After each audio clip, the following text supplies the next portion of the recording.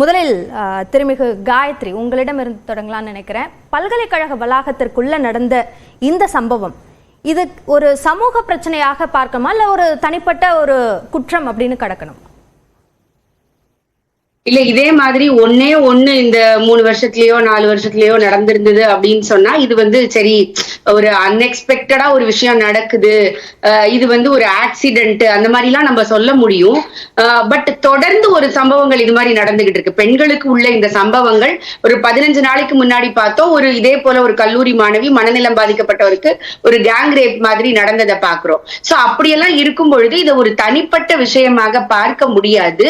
இதுல ஒரு சமூகத்தினுடைய மிகப்பெரிய சிக்கல் அண்ட் சங்கிலி இருக்குது. கல்லூரி நிர்வாகத்துல இருந்து அதுல நிறைய சம்பந்தப்பட்டு அப்படிங்கறது நான் யோசிச்சுட்டு இருக்கேன். ஏன்னா இப்ப கடந்த ஒரு 2 நாளைக்கு முன்னாடி நீங்க பாத்தீங்க அப்படின்னு சொன்னா நமக்கு ஒரு செய்திகள் வந்தது. தமிழகத்துல கடந்த 3 வருஷத்துல குழந்தை திருமணங்கள் 56% அதிகரிச்சிருக்குது அப்படின்ட்டு.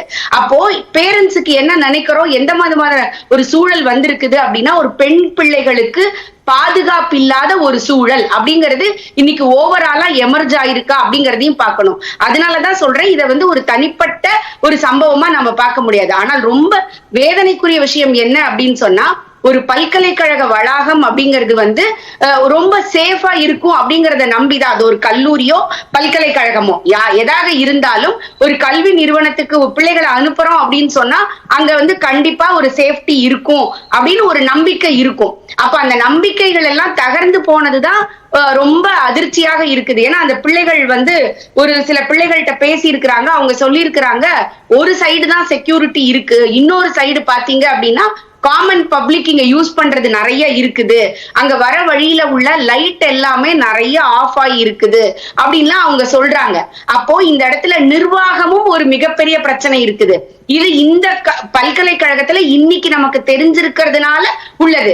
இதே போல இந்த பிரச்சனைக்கு காரணம் அப்படின்னு நீங்க யோசிச்சீங்கன்னா இன்னொன்னு நான் யோசிப்பேன். எப்படின்னா தொடர்ந்து நிறைய பல்கலைக்கழகங்கள்ல இன்னைக்கு துணைவேந்தர்கள் நியமனம் இல்ல. துணைவேந்தர்கள் நியமனம் இல்லாததுனால நிர்வாகத்தில் உள்ள சின்ன சின்ன விஷயங்களுக்கும் கோப்புகள் உங்களுக்கு செக்ரட்டரி வரைக்கும் போய் இங்க வரக்கூடிய நிர்பந்தம் இங்க இருக்குது. நீங்க ஒரு குழுக்கள் அமைச்சா கூட அவங்க உங்களுக்கு இதெல்லாம் இருக்குன்னு உங்களுக்கு காமிப்பாங்க. அவங்க ஓகே சொன்னதுக்கு அப்புறம் தான் பண்ண முடியும். அப்போ இது எல்லாமே இதற்கு ஒரு காரணம் அப்படின்னு நான் யோசிக்கிறேன். இது ஒரு தனிப்பட்டது அல்ல, இது ஒரு கண்டிப்பா இன்னைக்கு ஒரு சோசியல் ஸ்டிக்மாவா இருக்குது. ஆனால் இதற்கு முந்தி இப்படி நடக்கலையா, இப்பதான் இப்படி நடக்குதா அப்படிலாம் பேசுறது ரொம்ப வருத்தமா இருக்குதுங்க. நான் நிறைய காலையில இருந்து பாத்துக்கிட்டே இருக்கிற சமூக வலைத்தளங்கள் அந்த மாதிரி யாரும் பேசல, இப்பதான் அப்படி நடக்குது அப்படின்னு நீங்க சமூக வலைத்தளங்கள்ல நீங்க பாருங்க எந்த அளவிற்கு. ஏன்னா நம்முடைய அமைச்சர் அவர்கள் சொல்லி இருக்கிறாங்க, நம்ம உயர்கல்வித்துறை அமைச்சரே கடந்த ஆட்சியோட ஒப்பிட்டு பேசி இருக்கிறாங்க. எனக்கு ஒரு கல்வியாளர் அது ரொம்ப வருத்தமா இருக்குது. ஏன்னா நீங்க அரசியலுக்காக என்ன வேணா பேசலாம். பொள்ளாச்சியில இப்படி நடக்கலையா, இன்னைக்கு இப்படி நடந்திருக்கேன்னு சொன்னாங்க. பொள்ளாச்சி சம்பவத்தை நீங்க கண்டிக்கலன்னு நினைச்சு கூட நீங்க ஓட்டு கேட்டீங்கல்ல. அப்ப இன்னைக்கு நீங்க வந்திருக்கீங்கன்னா இந்த மாதிரி குற்றங்கள் நடைபெறாமல் இருந்திருந்தா அப்ப நமக்கு சக்சஸ்ன்னு நம்ம சொல்ல முடியும். அப்போ இது தொடர் சம்பவமாக கடந்த 3 வருஷத்துல நிறைய நடக்குது. பெண் குழந்தைகள் 56%. நீங்க மதுரையில ஒரு ஆர்டிஐ போட்டு எடுக்கும் போது திருநெல்வேலி டிஸ்ட்ரிக்ட், என்னோட டிஸ்ட்ரிக்ட்ல 1448 பிள்ளைகள் குழந்தை திருமணம் நடந்து அந்த குழந்தைகளுக்கு குழந்தை பிறந்திருக்குது.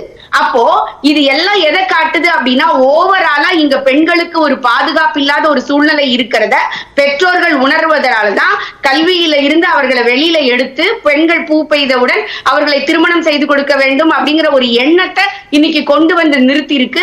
அதனால இது ஒரு தனிப்பட்ட சம்பவம் அல்ல, நிர்வாகம் இது போன்ற உள்ள சூழ்நிலை பெண்களுடைய நீங்க குறிப்பிட்ட மாதிரி ஒரு கல்வி நிறுவனத்துடைய பிரச்சனையாக இதை எப்படி சரி செய்யணும் என்ற ஒரு கல்வியாளருடைய பார்வையாக உங்களிடம் நான் எதிர்பார்க்கிறேன். அரசியல் ரீதியான கருத்துக்களை முன்வைக்கிறதுக்கு நிர்வாகம் அப்படின்னு சொன்னேன். பாதுகாப்பை எப்படி உறுதி செய்யணும் நீங்க எதிர்பார்க்கறீங்க? அததான் நான் உங்ககிட்ட சொன்ன நிர்வாகம். ஏன்னா அங்க வந்து எஸ்டேட் ஆபீஸ் அப்படின்னு உண்டு. ஒரு கல்லூரி அப்படின்னு இருந்ததுன்னா அதுக்கு எஸ்டேட் ஆபீஸ் அப்படின்னு உண்டு.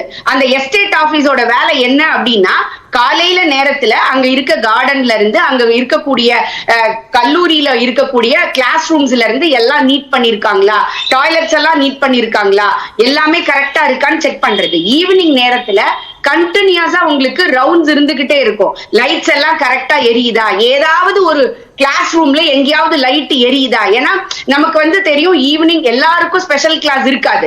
அப்போ எங்கேயோ ஒரு இடத்துல இருக்குன்னா அவர்கள் அதற்கு ப்ராப்பரா பெர்மிஷன் வாங்கி இருக்காங்களா. ஒரு துறை தலைவரா நான் இன்னைக்கு ஒரு ஸ்பெஷல் கிளாஸ் வைக்கிறேன் அப்படின்னா நான் வந்து ஆபீஸுக்கு இன்ஃபர்மேஷன் கொடுக்கணும், என்னோட கிளாஸ் வந்து 6 to 7 இருக்குன்ட்டு. அப்போ அங்க வந்து அதற்கு தகுந்தாற் போல இருக்கும். கீழே செக்யூரிட்டி நின்றுட்டு இருப்பாரு.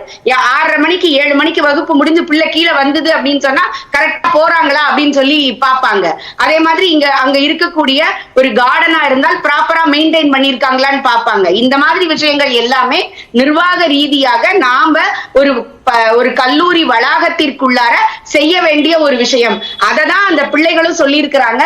இதற்கு முன்னாடியே இந்த மாதிரி நடந்திருக்குது. ஏன்னா நான் ஒரு செய்தித்தாள்ல பார்த்தேன், அந்த பிள்ளைகள் இன்ஃபர்மேஷன் கொடுத்திருக்கிறாங்க, இது மாதிரி நடந்திருக்குது. ஆனா அப்பெல்லாம் எங்களை வந்து கவுன்சிலிங் கொடுத்திருக்காங்க, இத பெரிய விஷயமா ஆக்காதீங்க, ஒன்னும் பெரிய பிரச்சனை ஆகல அப்படின்னு சொல்லி எங்களுக்கு கவுன்சிலிங் கொடுத்திருக்காங்களே தவிர அதை சரி பண்ணலன்னு சொல்லும் பொழுது இது முதல் இஷ்யூவாக நம்மளால எடுத்துக்கொள்ள முடியல. அப்போ அந்த நிர்வாகம் தான் மிகப்பெரிய ஒரு அந்த கரெக்ட் பண்ண வேண்டிய இடத்துல இருக்கு அப்படிங்கறத நாம பாக்குறோம். ஓகே, முதற்கட்ட பார்வையா எடுத்துக்கிறேன். தொடர்ந்து திருமிகு ஆண்டாள் பிரியதர்ஷினி கிட்ட பேசலாம். இந்த மாதிரியான சில குறைபாடுகள் இருக்கு, பல்கலைக்கழக நிர்வாகத்தினுடைய குறைபாடுகளும் இந்த குற்ற சம்பவத்திற்கு காரணம் என்று சொல்லப்படுகிறது.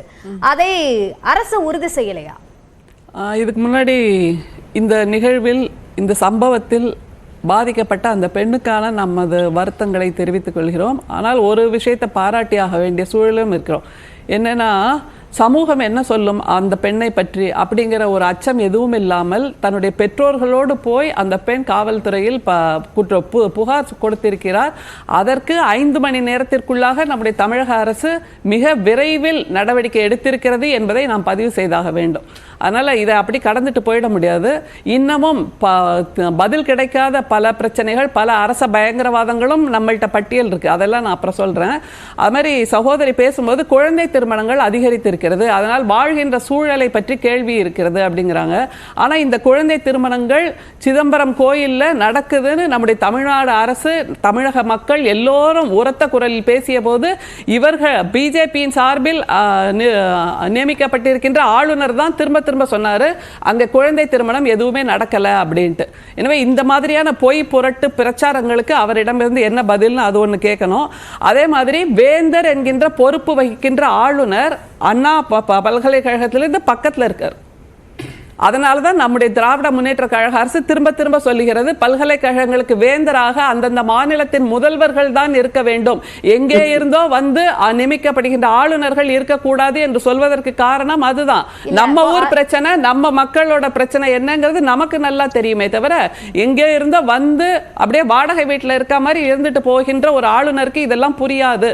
அப்படி புரிந்திருந்தால் அவர் அந்த குழந்தை திருமணங்களை நியாயப்படுத்தி பேசியிருக்க மாட்டார். இருப்பதுதான் வேந்தராக ஆளுநர் இருப்பதுதான் இப்படியான நிர்வாக குறைபாடுகளுக்கு காரணம் சொல்றீங்களா? ஒன்னோட ஒண்ணு தொடர்புடையதுமா. குழந்தை திருமணங்கள் நடக்கவே இல்லைன்னு அவர் தானே உறுதிமொழி சொன்னாரு.